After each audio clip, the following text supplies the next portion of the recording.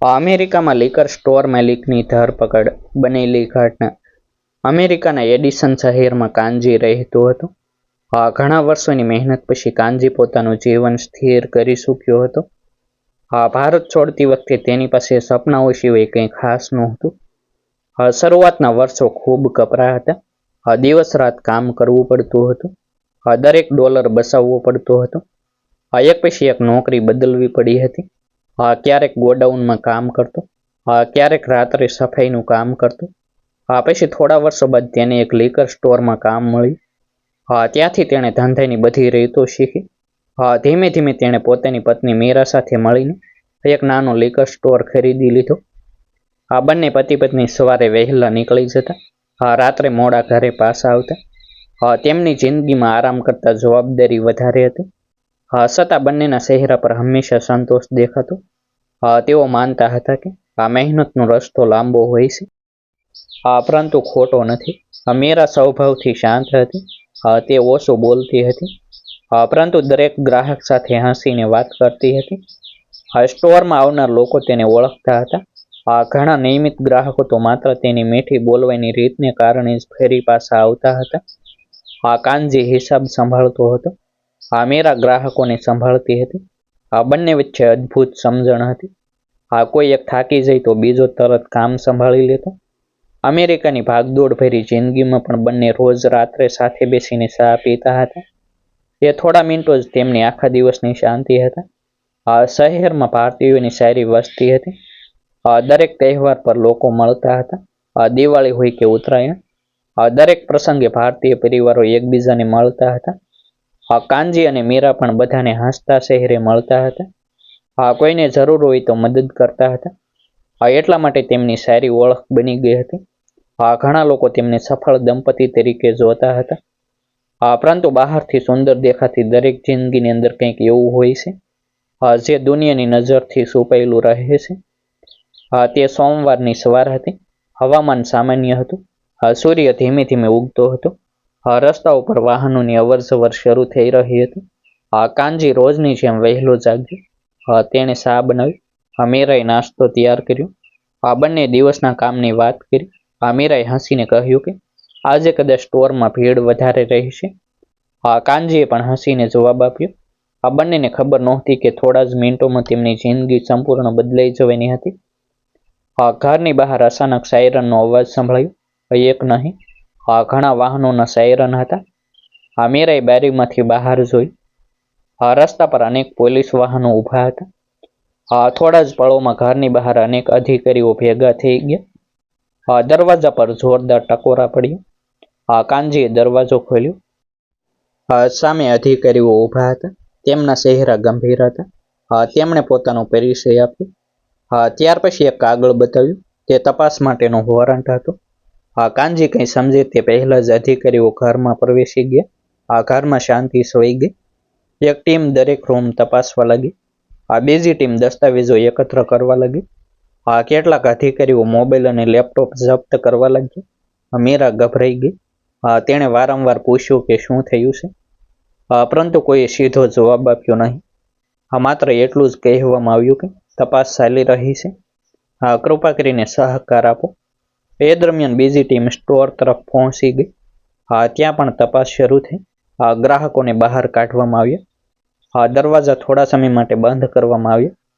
આસપાસના લોકો દૂર ઊભા રહીને બધું જોવા લાગ્યા. કોઈને કંઈ સમજાતું નહોતું.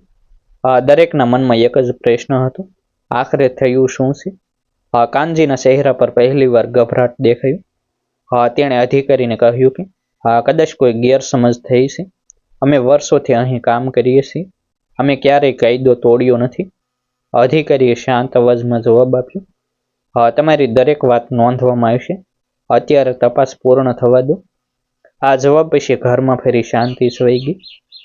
પાડોશીઓ બારીમાંથી જોઈ રહ્યા હતા. કેટલાક લોકો મોબાઈલમાં વિડીયો બનાવી રહ્યા હતા. થોડા સમયમાં સોશિયલ મીડિયા પર તસવીરો ફરવા લાગી. કોઈએ લખ્યું કે મોટા વેપારીની ધરપકડ થવાની છે. કોઈએ લખ્યું કે મોટો કૌભાંડ બહાર આવ્યો છે. પરંતુ કોઈ પાસે સાચી માહિતી નહોતી. અફવાઓ સત્ય કરતાં ઝડપથી દોડતી હતી. થોડી વાર પછી અધિકારીએ કાનજી અને મીરાને સાથે આવવા કહ્યું. આ બંને એકબીજાની સામે જોવા લાગ્યા. મીરાની આંખોમાં ભય સ્પષ્ટ દેખાતો હતો. કાનજીએ ધીમેથી તેનો હાથ પકડ્યો. તેણે કહ્યું, ડરતી નહીં, સત્ય આપણી સાથે છે. પરંતુ તેની અંદર પણ અનેક પ્રશ્નો ઉઠી રહ્યા હતા. આખરે આવી કાર્યવાહી શા માટે? ઘરની બહાર બંને આવ્યા. રસ્તા પર લોકોની ભીડ વધી ગઈ હતી. કેમેરા લઈને કેટલાક સ્થાનિક મીડિયા કર્મચારીઓ પણ પહોંચી ગયા હતા. સવાલો પૂછવા લાગ્યા, પરંતુ કોઈ જવાબ મળ્યો નહીં. અધિકારીઓએ બંનેને વાહન તરફ લઈ જવાનું શરૂ કર્યું. તે દ્રશ્ય જોનાર દરેક વ્યક્તિ આશ્ચર્યમાં હતી. થોડા કલાક પહેલા સુધી જે દંપતી સામાન્ય જીવન જીવી રહ્યું હતું, તે હવે આખા શહેરની ચર્ચાનો વિષય બની ગયો હતો.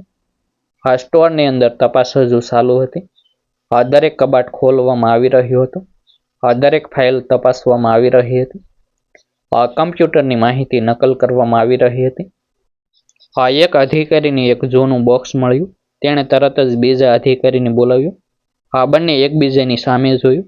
કંઈક મહત્વનું મળ્યું હોય એવું લાગતું હતું. પરંતુ બહાર ઉભેલા કોઈ વ્યક્તિને ખબર નહોતી કે અંદર શું ચાલી રહ્યું છે. પોલીસનું વાહન ધીમે ધીમે આગળ વધ્યું. મીરાએ પાછળ વળીને પોતાના ઘરને જોયું. તેને લાગ્યું કે જાણે વર્ષોની મહેનત એક જ દિવસે હાથમાંથી સરકી રહી છે. કાનજી બહાર શાંત દેખાતો હતો, પરંતુ અંદરથી તે પણ તૂટી રહ્યો હતો. તેને સમજાતું નહોતું કે આ માત્ર તપાસ છે કે તેની પાછળ કોઈ મોટું રહસ્ય છુપાયેલું છે. શહેરમાં સમાચાર આગની જેમ ફેલાઈ ગયા. ભારતીય સમાજમાં ચર્ચા શરૂ થઈ ગઈ. કેટલાક લોકો કહેતા હતા કે કાનજી આવું કરી જ ન શકે.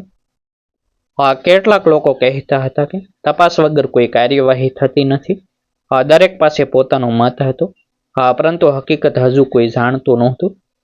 તે જ સમયે એક અજાણી વ્યક્તિ શહેરની બહાર પોતાની કારમાં બેઠી હતી. તેના હાથમાં મોબાઈલ હતો. તેણે સમાચાર જોયા. તેના હોઠ પર હળવું સ્મિત આવ્યું. તેણે એક નંબર ડાયલ કર્યો અને માત્ર એક જ વાક્ય કહ્યું, પહેલું પગલું સફળ થયું, હવે આગળની ચાલ શરૂ કરો. ફોન તરત જ કપાઈ ગયો. આ શબ્દો સાથે કાનજી અને મીરાની મુશ્કેલી માત્ર શરૂ થઈ હતી. સાસો ખેલ હવે શરૂ થવાનો હતો. પોલીસ પાસે એવા કેટલાક પુરાવા હતા જે હજુ દુનિયાની સામે આવ્યા નહોતા. બીજી તરફ કોઈ અજાણ્યો માણસ પડદા પાછળથી આખી રમત ચલાવી રહ્યો હતો. સવાલ એક જ હતો, શું કાનજી અને મીરા ખરેખર દોષી હતા, કે પછી તેઓ કોઈ બહુ મોટા ષડયંત્રના શિકાર બન્યા હતા? કાનજી અને મીરાને પોલીસ સ્ટેશનમાં લઈ જવામાં આવ્યા. તે પછી બંનેને અલગ અલગ રૂમમાં બેસાડવામાં આવ્યા. બંનેના મોબાઈલ, લેપટોપ અને વ્યક્તિગત દસ્તાવેજો પહેલેથી જપ્ત થઈ ચૂક્યા હતા. રૂમમાં એકદમ શાંતિ હતી. દિવાલ પર લાગેલી ઘડિયાળનો અવાજ પણ સ્પષ્ટ સંભળાતો હતો. કાનજીના મનમાં સતત એક જ પ્રશ્ન ફરતો હતો, આખરે એવી કઈ વાત હતી જેના કારણે આટલી મોટી કાર્યવાહી કરવામાં આવી હતી? થોડા સમય પછી બે અધિકારીઓ રૂમમાં આવ્યા. તેમની સામે ફાઇલનો મોટો ઢગલો હતો. ટેબલ પર અનેક ફોટોગ્રાફ, બેંક સ્ટેટમેન્ટ અને કેટલાક પ્રિન્ટ આઉટ મૂકી દેવામાં આવ્યા. એક અધિકારીએ શાંત અવાજમાં કહ્યું, મિસ્ટર કાનજી, છેલ્લા 8 મહિનાથી તમારી દરેક એક્ટિવિટી પર નજર રાખવામાં આવી રહી હતી. આ શબ્દો સાંભળતા જ કાનજી થોડો ચોંકી ગયો. તેણે તરત જવાબ આપ્યો કે તેણે કોઈ ગેરકાયદેસર કામ કર્યું નથી. અધિકારીએ માત્ર સ્મિત કર્યું અને પૂછપરછ શરૂ કરી. બીજી તરફ મીરાની પણ અલગથી પૂછપરછ ચાલી રહી હતી. તેને સ્ટોરના ડેઇલી રેકોર્ડ્સ, કેશ ડિપોઝિટ અને કેટલાક કસ્ટમર વિશે પ્રશ્નો પૂછવામાં આવ્યા. મીરા દરેક પ્રશ્નનો શાંતિથી જવાબ આપી રહી હતી. પરંતુ એક ફોટોગ્રાફ સામે મૂકતા જ તે થોડી ક્ષણ માટે અટકી ગઈ. ફોટામાં એક અજાણ્યો માણસ સ્ટોરમાંથી બહાર નીકળતો દેખાતો હતો. અધિકારીએ પૂછ્યું, આ માણસને ઓળખો છો? મીરાએ ધ્યાનથી ફોટો જોયો. પછી ધીમેથી કહ્યું, ચહેરો ઓળખીતો લાગે છે, પરંતુ નામ યાદ નથી. અધિકારીઓએ એકબીજાની સામે નજર કરી. જાણે તેઓ આ જવાબની રાહ જોઈ રહ્યા હતા. તે દરમિયાન સ્ટોરની તપાસ હજુ ચાલુ હતી. ફોરેન્સિક ટીમ દરેક કમ્પ્યુટર, હાર્ડ ડ્રાઈવ અને સીસીટીવી સર્વરમાંથી ડેટા રિકવર કરી રહી હતી. ઘણા જૂના ફૂટેજ પણ બહાર કાઢવામાં આવ્યા. કેટલીક ફાઇલ્સ એવી મળી જે સામાન્ય હિસાબ સાથે મેળ ખાતી નહોતી. જો કે હજુ સુધી કોઈ સ્પષ્ટ પુરાવો મળ્યો નહોતો. તપાસ કરનાર અધિકારીઓ ઉતાવળમાં નહોતા. તેઓ દરેક નાની વિગતોને જોડવાનો પ્રયાસ કરી રહ્યા હતા. બહાર મીડિયાનો માહોલ ગરમ બનતો જઈ રહ્યો હતો. સ્થાનિક ન્યૂઝ ચેનલ સતત બ્રેકિંગ ન્યૂઝ ચલાવી રહ્યા હતા. સોશિયલ મીડિયા પર હજારો લોકો પોતાના મત આપી રહ્યા હતા. કોઈ કાનજી અને મીરાને નિર્દોષ કહી રહ્યું હતું. કોઈ કહી રહ્યું હતું કે તપાસ વગર પોલીસ આટલું મોટું પગલું ભરતી નથી. સાચી વાત હજુ પણ કોઈ જાણતું નહોતું. અફવાઓની ગતિ તપાસ કરતા ઘણી ઝડપી હતી. સાંજ પડતા કાનજીનો વકીલ પોલીસ સ્ટેશન પહોંચ્યો. તેણે બંને સાથે અલગ અલગ વાત કરી. કાનજી આખી ઘટના શરૂઆતથી અંત સુધી કહી. વકીલે ધ્યાનથી બધું સાંભળ્યું. પછી ધીમેથી કહ્યું, હજુ ગભરાવાની જરૂર નથી. પોલીસ પાસે શંકા છે, પરંતુ શંકા અને પુરાવા બંને અલગ બાબતો છે. આ શબ્દોથી કાનજીને થોડી હિંમત મળી. પરંતુ તેની અંદરની ચિંતા ઓછી થઈ નહોતી. તે જ રાત્રે તપાસમાં એક નવો વળાંક આવ્યો. એક પૂર્વ કર્મચારીને પૂછપરછ માટે બોલાવવામાં આવ્યું. તેનું નામ જયદીપ હતું. તેણે લગભગ 2 વર્ષ પહેલા સ્ટોરમાં કામ કર્યું હતું. શરૂઆતમાં તેણે સામાન્ય જવાબ આપ્યા. પરંતુ પૂછપરછ લાંબી ચાલતા તેણે એક મહત્વની વાત કહી. તેણે જણાવ્યું કે છેલ્લા કેટલાક મહિનાથી એક અજાણ્યો માણસ વારંવાર સ્ટોરમાં આવતો હતો. તે ક્યારેય વધારે ખરીદી કરતો નહોતો, પરંતુ કાનજી સાથે ઘણીવાર ધીમા અવાજમાં વાત કરતો હતો. જયદીપે એટલું પણ કહ્યું કે એક વખત તેણે કાનજીને તે માણસ સાથે પાર્કિંગમાં લાંબી ચર્ચા કરતા જોયા હતા. આ નિવેદનથી તપાસ ટીમ વધુ સતર્ક બની ગઈ. બીજા દિવસે સવારે અધિકારીઓએ ફરી કાનજીને પૂછ્યું કે તે અજાણ્યો માણસ કોણ હતો. કાનજીએ થોડો વિચાર કર્યો. પછી કહ્યું કે કદાચ તે કોઈ સપ્લાયર હશે, પરંતુ તેને ચોક્કસ યાદ નહોતું. અધિકારી તરત જ ટેબલ પર એક ફોટો મૂકી દીધો. કાનજીનો ચહેરો બદલાઈ ગયો. તેણે ફોટો લાંબા સમય સુધી જોયો. પછી માત્ર એટલું કહ્યું, આ માણસને હું ઓળખું છું, પરંતુ જે તમે વિચારો છો એવું કંઈ નથી. આ જવાબ સાંભળતા જ રૂમમાં બેઠેલા દરેક અધિકારી વધુ ગંભીર બની ગયા.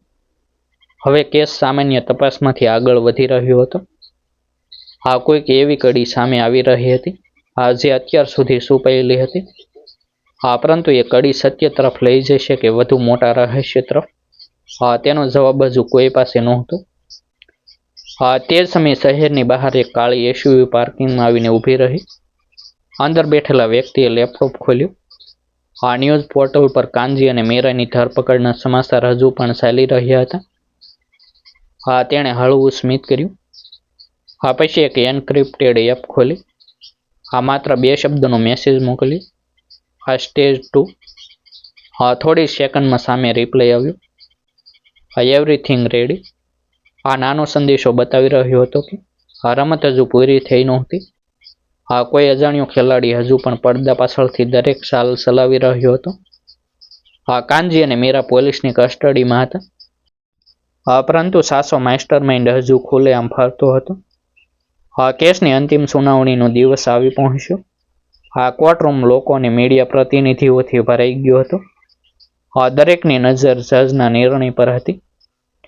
છેલ્લા ઘણા અઠવાડિયાથી ચાલતી તપાસ દરમિયાન પોલીસે એક પછી એક પુરાવા કોર્ટ સમક્ષ રજૂ કર્યા હતા. પરંતુ અંતિમ ક્ષણે કેસમાં મોટો વળાંક આવ્યો. પોલીસની સાયબર ટીમે તે એન્ક્રિપ્ટેડ મેસેજ મોકલનાર વ્યક્તિ સુધી પહોંચવામાં સફળતા મેળવી. તપાસમાં સામે આવ્યું કે તે વ્યક્તિનું નામ વિક્રમ હતું.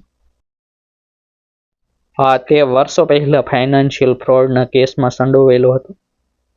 તેણે પોતાની ગેરકાયદેસર લેવડ દેવડ છુપાવવા માટે કાનજીના સ્ટોરનો ઉપયોગ કરવાનો પ્રયાસ કર્યો હતો. કાનજીને શરૂઆતમાં તેની સાચી હકીકતની જાણ નહોતી. જ્યારે તેને શંકા ગઈ, ત્યારે તેણે તેની સાથેનો સંપર્ક તોડી નાખ્યો હતો. એ જ વાતનો બદલો લેવા માટે વિક્રમે નકલી દસ્તાવેજો તૈયાર કર્યા. ખોટી માહિતી અલગ અલગ જગ્યાએ પહોંચાડી. કેટલીક ટ્રાન્ઝેક્શન એવી રીતે ગોઠવી કે શંકા સીધી કાનજી અને મીરા પર જાય. તપાસ આગળ વધતા ફોરેન્સિક રિપોર્ટ, બેંક રેકોર્ડ્સ અને ડિજિટલ એવિડન્સે સાબિત કરી દીધું કે કાનજી અને મીરાએ કોઈ ગેરકાયદેસર લાભ લીધો નહોતો. તેઓ માત્ર એક સુનિયોજિત ષડયંત્રના શિકાર બન્યા હતા. જજે તમામ પુરાવા ધ્યાનથી સાંભળ્યા. પછી પોતાનો નિર્ણય જાહેર કર્યો. કાનજી અને મીરાને તમામ આરોપોમાંથી નિર્દોષ જાહેર કરવામાં આવ્યા. કોર્ટરૂમમાં બેઠેલા લોકોમાં હળવો આનંદ ફેલાઈ ગયો. મીરાની આંખોમાંથી આંસુ વહેવા લાગ્યા. કાનજીએ શાંતિથી તેની તરફ જોયું.